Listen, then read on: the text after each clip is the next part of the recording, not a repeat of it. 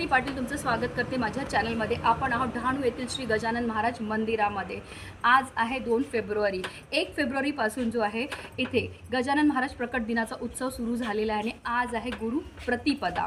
आणि आजच्या दिवशी इथे काय काय कार्यक्रम आयोजित केले होते? सकाळपासून महाराजांचा अभिषेक पूजा आणि त्यानंतर आपल्या भगिनी मंडळ आहेत त्यांचं भजन होतं। त्यानंतर श्री आपल्या मंडळाचे अध्यक्ष कडू यांचं प्रवचन होतं। आता या ठिकाणी उमाताई तेंडोलकर दादर यांचं सुश्राव्य कीर्तन होतं आणि अशाच प्रकारे प्रवचन कीर्तन आणि भजन असा हा जवळजवळ 10 ते 12 दिवस हा उत्सव आपल्या या ठिकाणी होणार आहे। आणि 53वा हा डहाणू येथील गजानन महाराज मंदिराचा 53वा प्रकट दिनोत्सव आहे आणि खूप मोठ्या संख्येने भाविक या ठिकाणी येतात। आणि सर्व भाविकांना माझी नम्र विनंती आहे की आग्रह आहे त्यांनी या पारमार्थिक आनंदाचा लाभ घ्यावा आणि सर्वांनी अवश्य कीर्तन भजन आणि प्रवचनामध्ये यावं। बरोबर। तात्काळ प्रचिती येणारा असा अनुभव तुम्हाला आत्ताच्या आत्ता सांगते। मंदिरामध्ये बसून मी महाराजांना सांगितलं होतं की मला गुरुच्या म्हणजे पारायण ऐकायला भेटेल, म्हणजे श्रवण किंवा पठण केलं तरी आपल्याला लाभ मिळतो। आणि योगायोगाने उमाताई तेंडुलकर यांनी जे आहे आज इथे गुरुचरित्रातील जे आहे ज्यांना 51वा 52वा अध्याय पठण करणं शक्य नसेल त्यांना श्रवण करायचा सुद्धा लाभ हा भेटलेला आहे। म्हणजे महाराजांची कृपा बघा, तात्काळ आपल्या मनातली इच्छा जी आहे ते पूर्ण करतात। श्रोते आपण जगदीश मूर्ती यापुढे माझी उत्पत्ती किती बुद्धिहीन अल्पमती सलगी करीतो आपली आवळे नाही मी बोलत सखा भगवंत वाचा त्याची साळुंगी मंजुळ बोलत सेवाणी शिकविता धनी वेगळाची व्युत्पत्ती नाही कळा नाही चातुर्य नाही प्रबंध नाही भक्ती ज्ञान वैराग्य नाही गौरता नाही वचनाची ऐसा माझा वांगविलास म्हणून बोलते सावकाश भावाचा भोक्ता जगदीश म्हणून या अनेन प्रियताम देव श्री जानकीपती रामचंद्र पूर्वेशाम अस्माकं कुलदेवतं श्रोता भक्ता श्रीराम समर्थ प्रथम वंदनीय अथवा त्रिवार प्रारंभ करीते मला दे आधार कलियुगिया पामरा संत त्राता नमस्कार माझा गगनगिरीनाथा रघुपती राघव राजा राम पतित पावन सीताराम रघुपती राघव राजा राम पतित पावन सीताराम रघुपती राघव राजा राम पतित पावन सीताराम रघुपती राघव राजा राम पतित पावन सीताराम रघुपती राघव राजा राम पतित पावन सीताराम राघव राजा राम पतित पावन सीताराम रघुपती राघव राजा राम पतित पावन सीताराम श्री राम जय राम जय जय राम श्री राम जय राम जय जय राम श्री राम जय राम जय जय राम। सद्गुरूंचे मुख्य लक्षण आधी पाहिजे विमल ज्ञान, म्हणजे त्या सद्गुरूंकडे विमल ज्ञान पाहिजे, ते आध्यात्मिक पातळी उच्च असलेली पाहिजे। म्हणजे जसं आपण व्यवहारात म्हणतो आडात असेल तर बरोबर की तसं त्यांच्याकडे ज्ञान असेल तर आपल्याला देतील। आणि ज्ञान म्हणजे काय? ऐका ज्ञानाचे लक्षण। ज्ञान म्हणजे आत्मज्ञान, पहावे आपणासी आपण यात नाव ज्ञान। मी घाबरले, काय बोलायचं तर म्हणे तुझ्या हातात बांगड्या आहेत त्या बघून बरं वाटलं, पण तुझ्यापुरते ठेवू नकोस, कीर्तन करतेस ना जाशील तिथे हे सांग। हे तर सांगितलंच, त्याच्याबरोबर काय सांगितलं माहितीये की आणखी एक गोष्ट सांग, काय तर कधीही चेहऱ्यावर 12 वाजलेले असू दे नको, चेहरा नेहमी हसत, हसायला काय जातं, हसत जन्माला यावं, हसत आयुष्य जगावं आणि हसत हसत जावं। कधीही गवार मोडल्यासारखा चेहरा करायचा ही शिकवण त्यांचीच। आणि मला अभिमान वाटतो सांगायला ते, कारण कसं आहे गुरु दिसती वेगळं आले तरी ते स्वरूपी मिळाले।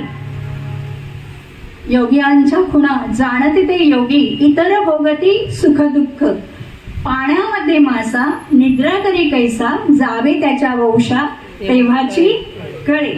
तुका म्हणे संत वर्तते ते कैसे, जावे त्यांच्या वंशा तेव्हाची कळे. की त्यांच्या खुणा त्यांना माहिती असतील. जरी माझे गगनगिरी महाराज गुरु असले तरी गजानन महाराज, दादा महाराज हे काही मी वेगळं मानत नाही. कारण कुठलं काय कुठे असलं ते गुरुस्थान आहे आणि ते एकमेकांच्या स्वरूपात मिळालेले आहे. आपला भाव खरा असला तर सगळीकडे आपल्याला तसेच ते दिसतात. त्यामुळे दुजा भाव ठेवायची काही गरज नाही. कसं आहे, देव जर रागवला तर आपल्याला त्राता कोण आहे? गुरु. पण गुरु रागवला तर कोण नाही. देवरुष्टे गुरुस्त्राता, गुरुरुष्टे न कच्छन, गुरुस्त्राता गुरुस्त्राता केवलम गुरुस्त्राता. की जर आपण आपल्या प्रपंचात जनमानसात काही पाप केलं तर ते सोडायला किंवा फेडायला किंवा नष्ट करायला आपण मठाचा, गुरुदरबाराचा, मंदिराचा आश्रय घेतो. पण यदा कदाचित जर इथे येऊन काही पाप घडलं तर ते कुठेही धुतलं जात नाही. आणि म्हणून आपल्या मुखात सदोदित गुरुनाम पाहिजे. गण गण गणात बोते, नाही का, त्यांचा मंत्र आहे की म्हणजे कुठलेही गुरु घ्या. मग असेच म्हटलं, गुरु दिसते वेगळा आले परी ते स्वरूपी मिळाले. तसा गुरुविषय हा संपणारा नाहीये. कसं आहे की वडिलांची सेवा केली तर परलोक छान जातो, मातेची सेवा केली तर इहलोक चांगला जातो, पण गुरूंची सेवा केली तर ब्रह्मलोक प्राप्त होतो. आता अधिक याच्यापेक्षा काय सांगणार की इतका गुरूंचा महिमा आहे.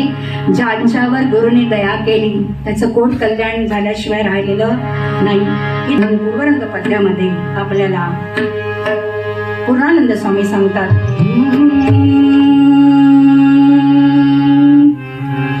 श्री गुरुराज दया कारण, श्री गुरुराज दया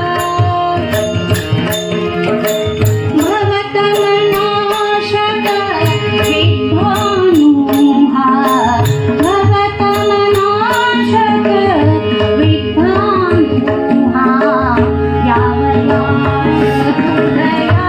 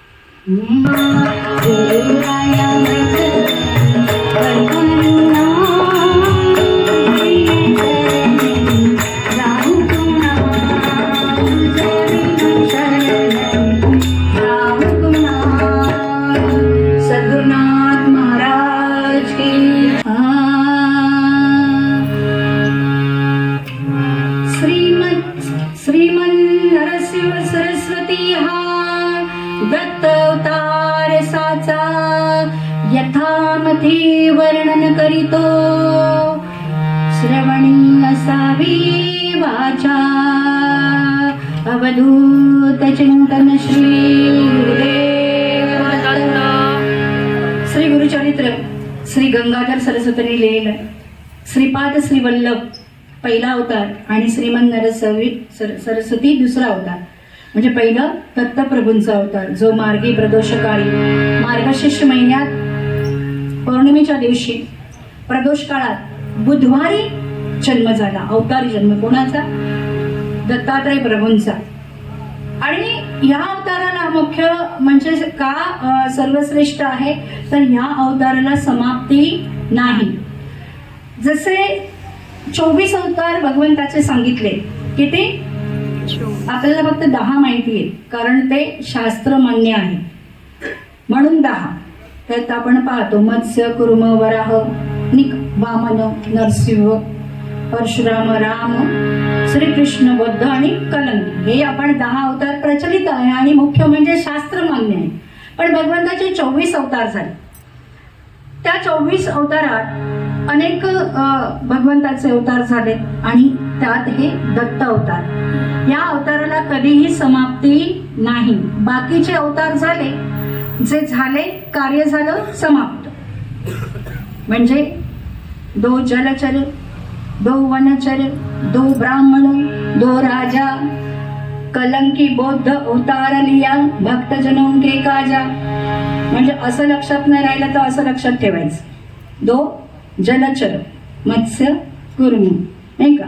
2 वनचर कोणते वराह नरसिंह. 2 ब्राह्मण परशुराम आणि वामन आणि 2 राजा श्रीकृष्ण श्रीराम आणि बौद्ध कलंक अवतार लिया भक्तजनों के काजा. असं लक्षात ठेवलं तर राहतं. तर असे हे दत्तप्रभूंचा अवतार. आणि दत्तप्रभू हे माध्यानी भिक्षेकरिता जायचे. आता भिक्षा मागणं आणि पोट भरणं हे त्यांचं हे नव्हतं, ध्येय नव्हतं. तर कसं तर त्या दरम्यान कोणी असं असेल अगतिक असेल दीन असेल तर त्याला काय करायचं अज्ञानातून ज्ञानाकडे न्यायचं आणि त्याला समृद्ध करूनच सोडायचं. असंच एकदा अतिथी रूपे फिरता अतिथी रूपे फिरता भिक्षे माध्यान काळी श्री दत्त सुशील ब्राह्मण सदनाले सुशील ब्राह्मण सदनाले पिठापुरी अकस्मात. असंच म्हणजे त्यांची भिक्षा मागणं रोजच. कोणी पसावर दिलं तरी मोठभरच घ्यायचं कारण खाणं हे त्यांचं ध्येय नव्हतं. तर दुःख पीडा हरण करणं हे त्यांचं ध्येय होतं. आणि म्हणून असं ते प्रत्येक घरी आज इकडे उद्या तिकडे असे माधुकरी मागायला जायचे आणि सगळ्यांना आनंद सुख द्यायचे. असेच एकदा फिरत फिरत पिठापुरात एका सुशील नामक ब्राह्मणाच्या घरी आले. त्या दिवशी त्याच्या घरी श्राद्ध होतं. श्राद्धासाठी अनेक विप्रवर बोलवले होते आणि सुग्रास पंचपक्वान्न तयार होते. आणि हे आले दरवाजात योगी यती रूपात. ओम भवती भिक्षां देहि ओम भवती भिक्षां देहि ओम भवती भिक्षां देहि. अवधूत चिंतन श्री गुरुदेव दत्त. दरवाजात आले आणि भिक्षा मागितली कारण ब्राह्मणाची मुख्य भिक्षा रोज मागावी भिक्षा ओम भवती या पक्षा राखेलेच पाहिजे. त्यांनी भिक्षा मागितली म्हणून त्यांना कुठलाही काही हे नाही.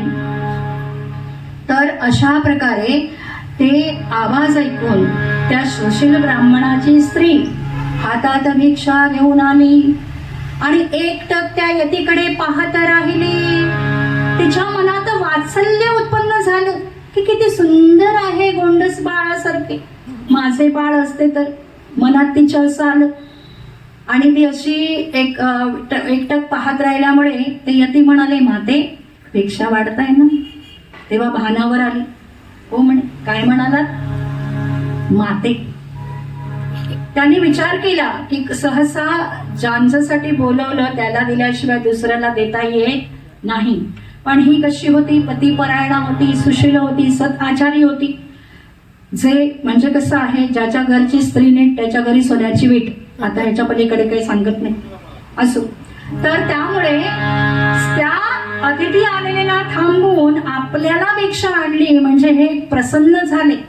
तिने भिक्षा वाढली खरी पण ते म्हणाले माते तू भिक्षा वाढलीस ना मला अपार आनंद झाला.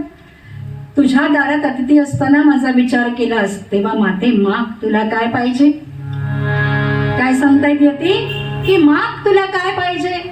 आता बरोबर त्यांच्या शब्दात पकडलंय तिने. कसं बघा माते म्हणून या मज संबोधिले, माते म्हणून या मज संबोधिले, सत्याची केले पाहिजे आता, सत्याची केले पाहिजे आता, माते म्हणून या मज संबोधिले, माते म्हणून या मज संबोधिले.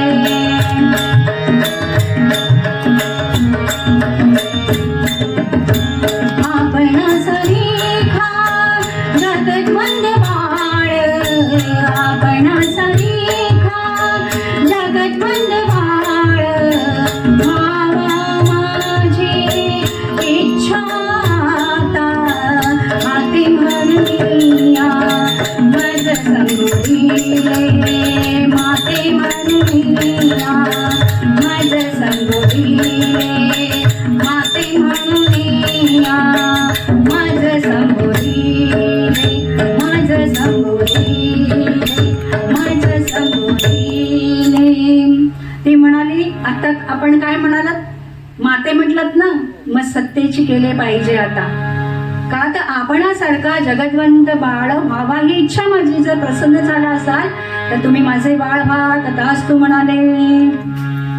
आणि अशा प्रकारे ती स्त्री संतुष्ट झाली आणि यथाकाळ दिवस मासाने तो दिवस आला आणि दत्तप्रभू तिच्या उदरात अवतरित झाले.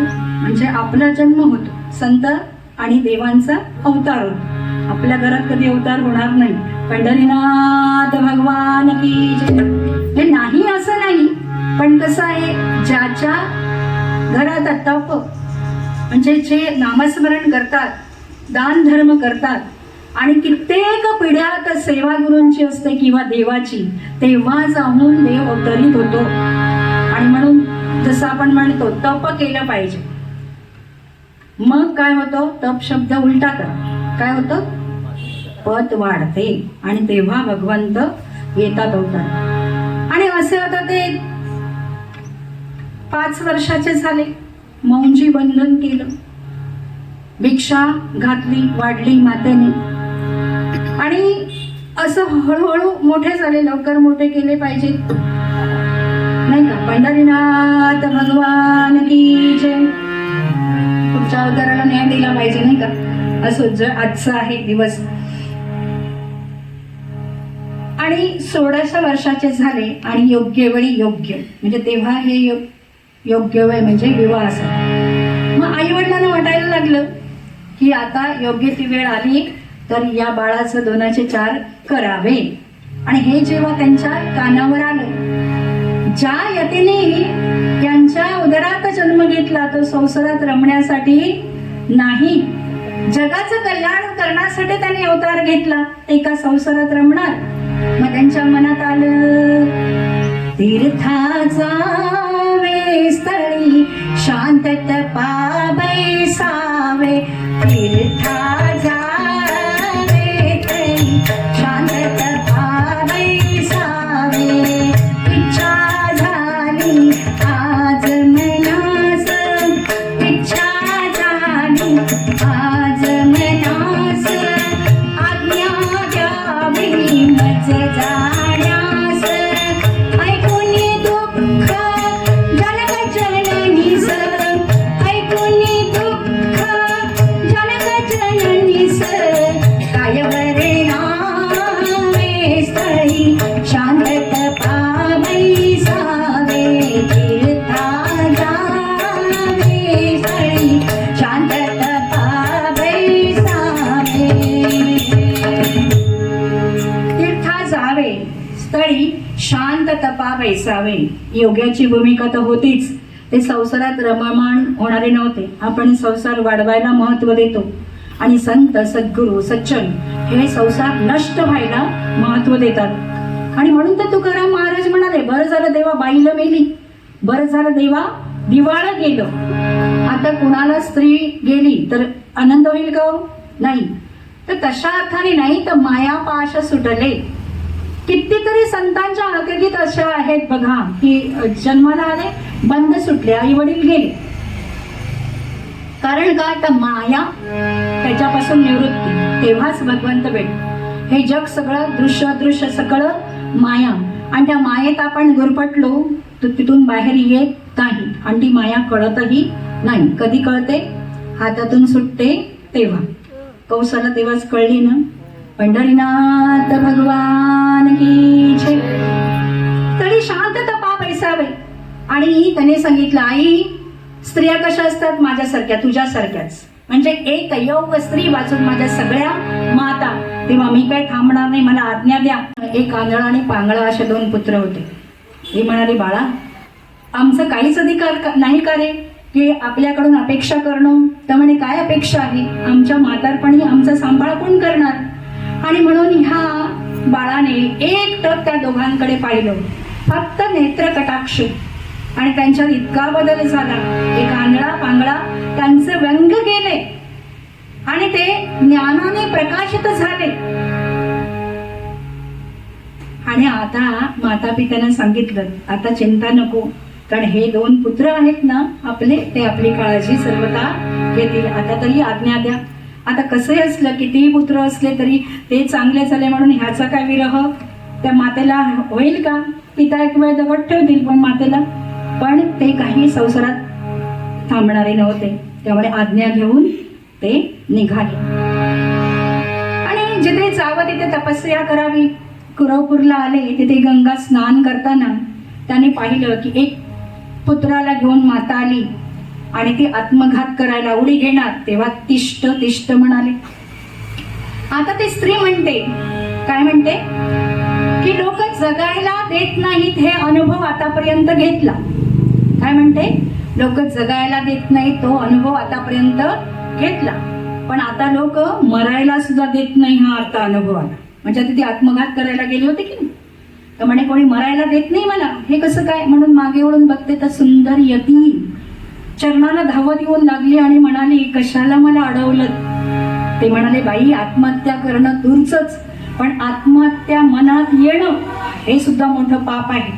तर म्हणाली, मला करू द्या, या जगाचे टोमणे ऐकून ऐकून रोजचं मरण मरण्यापेक्षा एकदाच मेलेलं बरं, मला आत्महत्या करू दे. आणि मग नंतर जेव्हा जन्माला येईल तेव्हा आपल्यासारखा जगतवंदे बाळ मला व्हावा. आता हिची इच्छा तशीच. मग ते म्हणाले, आत्महत्या करून कुठे सद्गती? आणि आत्महत्या केल्यावर पुन्हा मानव जन्म येईल हे कसं शक्य? आणि म्हणून ते म्हणाले, आत्मघाताचा विचार थोर घोर, आत्मघाताचा विचार थोर घोर,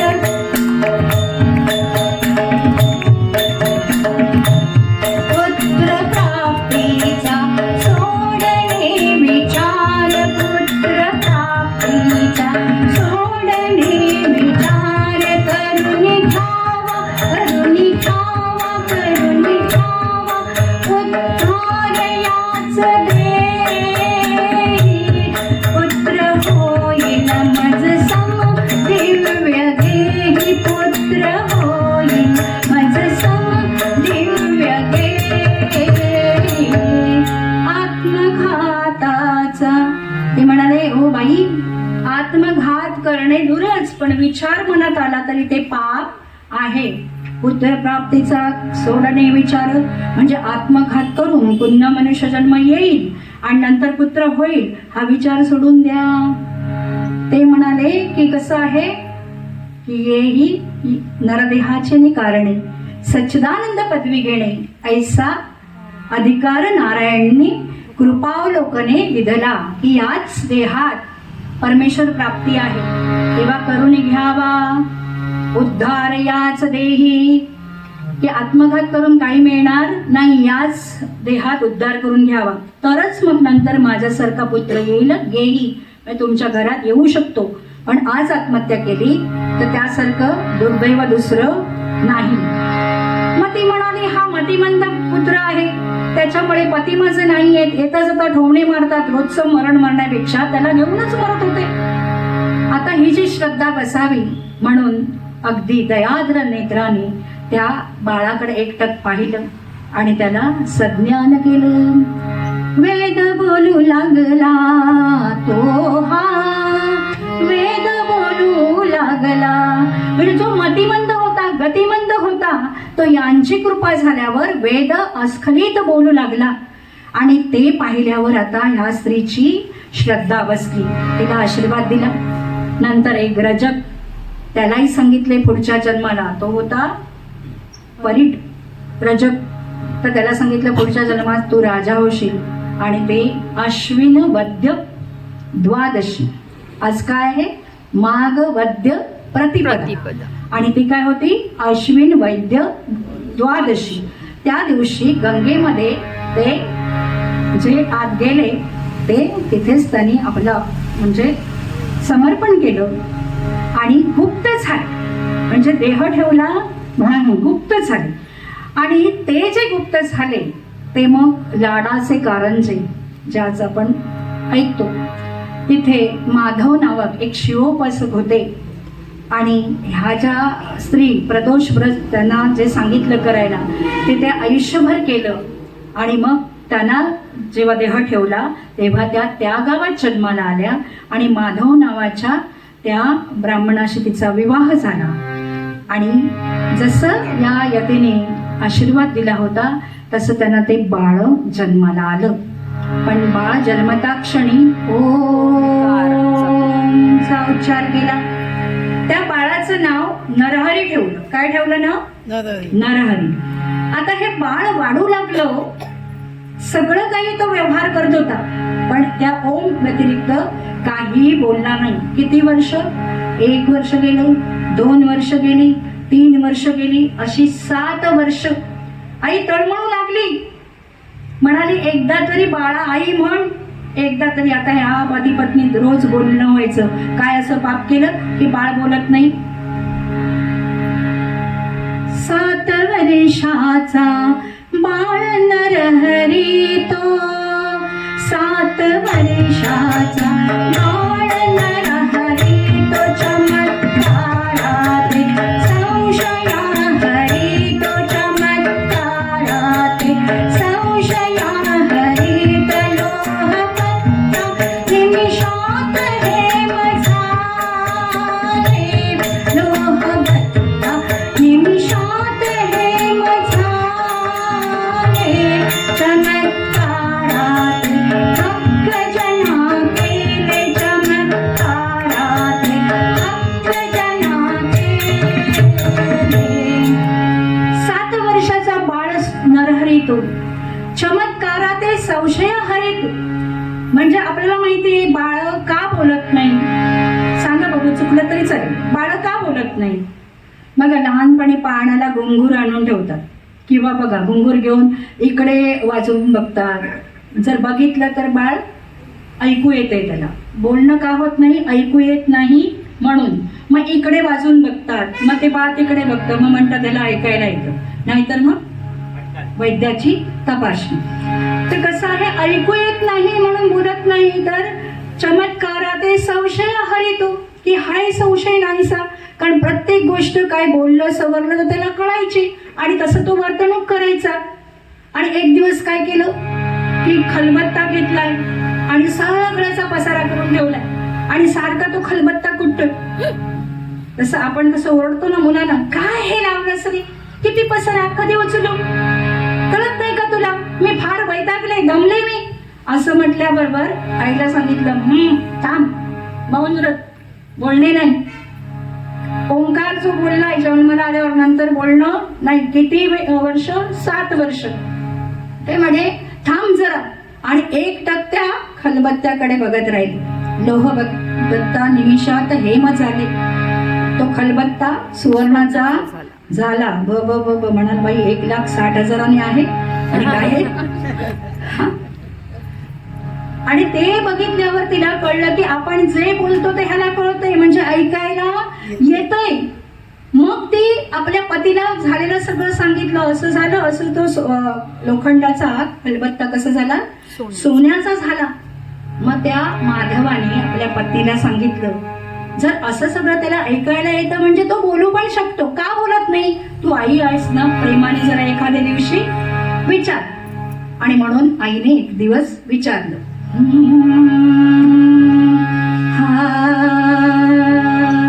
माया विचारी गुणी बाळा रे, माया विचारी गुणी बाळा रे, माया विचारी गुणी, माया विचारी गुणी बाळा रे, माया तुलसी सांग. माया विचारी गुणी बाळा रे, माझ्या पाडसा लाडक्या बाळा, तुला हे सगळं कळत आहे तर सांग बघ, तू कसा बोलशील? खुणेने दावित यज्ञ पविता, आई माझी मुंज करा तेव्हा मी बोलेन. आणि हे सगळं तिने आपल्या अहोना सांगितलं, पतिदेवाना. आणि माधव हे जे होते त्यांनी सगळी सिद्धता केली आणि त्यांची मुंज केली. त्या मुंजीत भिक्षा वाढताना 4 वेद 6 शस्त्र मुखोद्गत सगळं, म्हणजे बघणारे थक्क झाले. म्हणत लागले की इथे जर आम्ही नसतो तर ही प्रचिती आम्हाला आली नसती, आम्ही खोटंच म्हणलं असतं. की ज्याने फक्त जन्माला आला तेव्हा ओंकार म्हटलं, तेव्हा नरहरी नाव त्यांचं ठेवलं, त्यानंतरचे बोलले नाही. ते आता मुंज केल्याबरोबर सगळं भिक्षा जी वाढली त्याच्यावर त्यांनी अस्खलित सगळं बोलून दाखवलं आणि त्यामुळे सगळ्या जनांना थक्क केलं. आता कसं आहे, या आईला खूप बरं वाटलं. म्हणाली की माझ्या जन्माचं सार्थक झालं, आई म्हणून घेतलं. आई भिक्षा वाढ म्हटल्याबरोबर भरून पावली आणि तिला आता पुढच्या भविष्याची स्वप्न रंगू लागली की मी याचा विवाह करेन, मग नातवंड सगळं असं. पण तेच जे योग पुरुष आहेत ते संसारात अडकत नाही. मी आलो आणि नेत्राला स्पर्श केला, पहा मागचा जन्म, आणि श्रीपाद श्री वल्लभांचं दर्शन घडवलं. कारण ते मुलाला घेऊन आत्महत्या करायला गेली होती की नाही, तेव्हा काय सांगितलं होतं, आत्मघाताचे पाप महाघोर करून घ्यावा उद्धार याच देही. तो जन्म पहा, तो मी आहे, त्यामुळे इथे संसारात रमणार नाही. तर म्हणे आमचं कसं होणार? तेव्हा आश्वासन दिलं की 4 अपत्य होतील आणि नामकरण केलं नरहरीचे. आता ते नृसिंह सरस्वती झाले. आणि सगळं तर आदित्य नाही तर जे त्यांनी काय केलं, शहाणाकडून सोडलं. तर काही लोकांवर कृपा केली, म्हणजे जो देवीच्या समोर जिव्हा कापून उभा होता त्यालाही त्याने उपदेश केला. नंतर जे नरसिंहवाडीला आले तिथे औरवाडी कुलकर्ण्यांचं घर होतं आणि ते खूप दरिद्री होते. एकदा जेवलं तर नंतर ते मिळेल की नाही अशी तऱ्हा होती. 18 विश्वे दारिद्र्य, आपण 18 विषय म्हणतो नाही का, 18 विषय, 18 गुणिले 20 बरोबर 360 आणि 365 दिवसांचं वर्ष. हे 5 दिवस जर काहीतरी चूल पेटली तर 360 दिवस नाही, म्हणून तो शब्द पडला 18 विषय 18 विषय. त्याचं मग 18 विश्वे करून टाकलं. पंढरीनाथ भगवान की जय नव्हता, ते जाणूनच तिथे आले देण्यासाठी. खुद आता है वैसे खुदा कहते हैं, जे स्वतःहून येतात ते भगवंत असतात. ते स्वतःहून आले का, त्यांचं दरिद्र नष्ट करण्यासाठी. का तर जसं श्री क्षय असतो तर गुरु आपल्याला यशस्वी प्रदान करतात, उलट करतात. लक्ष्मीचं जर तुटवता असेल आणि गुरुमार्गात असो तर आपले भाळ बदलतात. देवात अधिकार नाही एवढा गुरूंचा अधिकार आहे. आणि म्हणून त्यांनी काय केलं, तिथल्या परसातला घेवडाचा बेल उपटला आणि सुवर्णाचा हंडा प्रदान केला. दीन ब्राह्मणा गुरुने दिधला कुंभ सुवर्णाचा उपटुनी बेन घेवड्याचा. म्हणायला वेळ नाही, पुढे जाऊया. थोडं हे बघून आपण समाप्त करूया. 9 पर्यंत वेळ आहे, 5 मिनिट चालेल. पंढरीनाथ भगवान की जय. तर तो बेल उपटला, म्हणजे प्रत्यक्षात त्या ठिकाणी आम्ही गेलो होतो आणि त्या स्त्रीने आम्हाला सगळी माहिती सांगितली. म्हणजे अजूनही ती लोक ते सांभाळून आहे अजून. तर त्यांना सघानं केलं. असंच सोमनाथाची गंगा, जिचं नाव 60 वर्षाची रजोनिवृत्त स्त्री, तिलाही मुलबाळ नव्हतं. आशीर्वादाने त्या 60 वर्षाच्या स्त्रीला सुद्धा पुत्ररत्न लाभ झाला. एका ठिकाणी गेले आणि म्हणाले आत्ताच्या आत्ता मला दूध धार काढून द्या. ते म्हणाले किती वर्ष झाली वांज म्हैस आम्ही पाळलेली आहे, ना फुलाला हे येत, झाडाला फुल नाही येत, ना फळ येत कशाला, आणि ना ह्या म्हैशीला. तर म्हणाले जा धार काढ. ती त्यांच्यावर विश्वास ठेवून गेली. तर वांज असलेल्या म्हशीला सुद्धा पान्हा फुटला. आणि मग थोडं पुढे गेल्यावर त्यांची शिष्यमंडळी जमली. दिवाळीची वेळ येते. ते एक शिष्य म्हणाले की स्वामी दिवाळीला आमच्या घरी या. हा म्हणाले. आता एकाने विचारल्यावर दुसरा शिष्य म्हणाला आमच्या घरी या. हो म्हणाले. असे सगळ्या शिष्याने विचारलं आणि खरोखर दत्तप्रभू नरसिंह सरस्वती एकाच दिवशी एकाच वेळेत सगळ्यांच्या घरी गेले. असं कसं कळलं? तर पुन्हा सगळे एकत्र आले. ते म्हणाले आमच्याकडे दिवाळीला गुरुचे आले होते, हा जो दंड हातात आहे ना तो आम्ही भेट दिलेला. असं प्रत्येकाने काही काही सांगावं आणि ते खोडं पटली.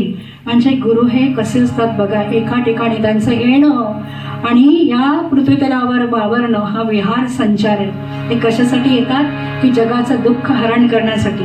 त्यांना काही हवं असं काही नसतं. तसंच एक भास्कर नावाचे भक्त होते आणि सगळे पाहत होते की गुरु आले, सगळेजण त्यांना अन्नदान करतायत, सगळ्यांना वाढतायत. त्यांनाही इच्छा झाली की मलाही घालायचं आहे, पण फक्त 2 ते 3 लोकांना वाढू शकेल इतकंच आपल्याकडे आहे. आणि तेव्हा गुरुजींनी त्यांच्या मनातलं जाणलं आणि सांगितलं हे बघा सगळेजण जेवतील बरं, तुम्ही काय करायचं स्वयंपाक करणार. आपली छाटी दिली काढून, त्या तुळशीपत्र ठेवा आणि त्याच्यावर छाटी घाला. त्यांच्यावर विश्वास ठेवून पूर्ण गाव जेवलं, पंचकृषी जेवली आणि तरी सुद्धा महाप्रसाद वाचला. तो राहिलेला प्रसाद मग त्यांनी कृष्णेच्या जलात सोडायला सांगितलं, म्हणजे जलचरांना मिळेल म्हणून. आणि असं त्यांचा भाव बघून आत्ताही तेच लोक अजूनपर्यंत त्यांना नैवेद्य करतायत. म्हणजे कसं आहे बघा, जेव्हा गुरूंची कृपा होते ना तेव्हा काहीही मागे बघावं लागत नाही. रिद्धी सिद्धी सगळ्या अवगत होतात. आणि म्हणून आपण घरात जेवतो पण इथे असतो तो प्रसाद असतो. आणि म्हणून साधूचा क्षण आणि अन्नाचा कण कधीही वाया घालवायचा नाही. तसे सगळ्यांवर कृपा केली आणि सगळ्यांना यथार्थ ज्ञान दिलं. आणि तो क्षण आला आणि सगळ्या शिष्यानं जमवलं आणि म्हणाले की आपल्याला जे जे काही ठावं आहे ते इतरांनी सांगून सगळं काय करा शहाणे करून सोडवा. तर आपण असं का बोलतात? तर म्हणे आता मला जाण्याची वेळ आली. मनी हो भावे श्री शैल पर्वती जावे. मनी हो भावे श्री शैल पर्वती जावे. गुप्त रूपाने इथे असावे. स्नाना संगमी नित्य रहावे. बिंदू क्षत्रे औदुंबरे धावे. ध्यानाची भरवे श्री शैल पर्वता जावे. मनी हो भावे श्री शैल पर्वता जावे. आता असं वाटायला लागलं की आता इथलं आपलं कार्य संपलं. म्हणजे संत सज्जन असतात ते कार्य झालं की लगेच निघण्याचं हे करतात. ज्ञानेश्वर माऊलीने सुद्धा साकडं घातलं होतं. कोणाला? पांडुरंगाला. की पुरे पुरे वाटेस गुणा लागे निर्गुणाचे ध्यान. या देहाची बोळवण भरून राहावे स्वरूपी. की आता पुरे झालं. ज्ञानेश्वरी लिहून झाली. आपण सांगितलं 2 वर्ष थांबा, नामदेवाला ज्ञान द्या. ती यात्रा झाली. तेव्हा आता पुरेपुरे आता जाण्याचं आज्ञा द्या. पण आपण 90 वर्ष झाली तरी सुद्धा पोटावर मांडीवर घेतो, पण आम्हाला जगायचं आहे. असो 100 का 200 वर्ष जगा, काही हरकत नाही. पण कसं आहे संत सज्जन कार्य झालं की राहायला पाहत नाही. की काय म्हणतात ते भूमीला भार नको. अशा प्रकारे त्यांनी सांगितलं. पुष्पासन घालून दिलं त्या नदीमध्ये. आणि ते म्हणाले की जरी मी गेलो तरी कसं गुप्त रूपाने इथे राहावे. स्नाना संगमी नित्यची जावे. संगमावर रोजच राहील. बिंदू क्षत्री औदुंबरी ध्यावे. म्हणजे माझं ध्यान कुठे असेल? बिंदू क्षत्री औदुंबरी. आणि अशा प्रकारे मी जरी देहाने गेलो तरी इथेच आहे. ह्याची प्रचितीही सगळ्यांना आली. म्हणजे कसं की एक मनुष्य जेव्हा संगमावर गेला तेव्हा तेच रूप सगळं हातात कमंडलू असे चालले होते आणि त्यात दर्शन झालं. आणि इकडे ते पुष्पासनात त्या शैलात कर्दळीवनात गुप्त सुद्धा झाले. तो दिवस आजचा आहे माघवद्य 1380 माघवद्य प्रतिपदी शुक्रवार दिनी. काय दिवस होता? शुक्रवार. पुष्पासन घालणे गुप्तच श्री शैल मल्लिकार्जुनी. त्या शैलात त्यांनी गुप्त झाले. जरी ते गुप्त झाले तरी ते आपल्याबरोबर आहेत, कारण दत्त अवताराला कधीही समाप्ती नाही. त्यानंतर मग स्वामी समर्थ आपले माणिक प्रभू ही दत्त परंपरा पुढेच आहे आणि आपले संत सगळे त्याच मांदियाळीत आहेत. आणि म्हणून हे जे जे काही आपण गुरूंची सेवा करू ती कधीही ते सेवा अशी तशी घालवत नाही. सेवा केला की आपल्याला मेवा देतातच, पण ते देणार ह्या हेतूने न करता की त्याने सांगितलेल्या मार्गावर गेलं. जसं ज्ञानेश्वर माऊली म्हणते, मार्गाधारी वर्तावे विश्व हे मोहरी लावावे, अलौकिक न व्हावे जगा माझी.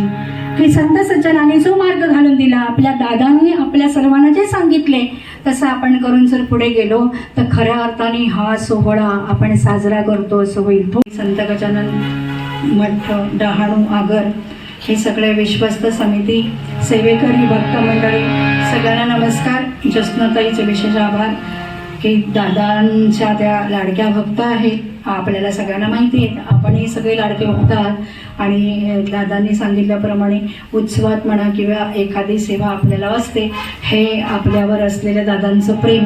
त्यामुळे दादांच्या ऋणात राहू आणि जे जे चांगलं आहे ते आपण घेऊन आपण आपल्या आत्मोद्धाराचं मार्ग निवडू. दोन्ही साथीदारांनी उत्तम साथ दिली, त्यांनाही धन्यवाद. सेवक वर्ग, गुरुजन वर्ग सगळ्यांना नमस्कार.